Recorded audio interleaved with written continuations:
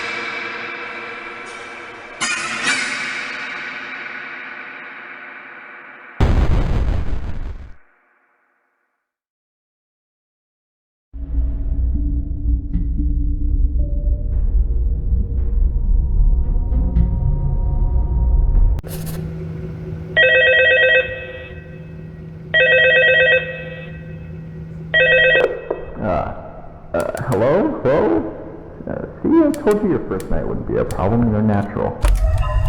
By now, I'm sure you've noticed the older models sitting in the back room. Those are from the previous location. We just use them for parts now. The idea at first was to repair them. We even started retrofitting them with some of the newer technology, but they were just so ugly, you know. The smell. So the company decided to go in a whole new direction and make them super kid-friendly. Those older ones shouldn't be able to walk around, but if they do, the whole Freddy head trick should work on them too, so whatever. I love those old characters. Did you ever see Foxy the Pirate? Oh, wait, hold on. Yeah, Foxy. Hey, listen, that one was always a bit twitchy. I'm not sure the Freddy head will work on Foxy. If for some of the other reasons he activates during the night and you see him standing at the far end of the hall, just shine your light on him until he leaves. Those older models would always get disorientated with the bright lights. It would cause like a system reset or something. Come to think of it, you might want to try that on any room where something undesirable might be. You might hold it in place for a few seconds. That might have carried into some of the newer models too. And one more thing, don't forget the music box. Now, I'll be honest, I never liked that puppet thing. It was always thinking.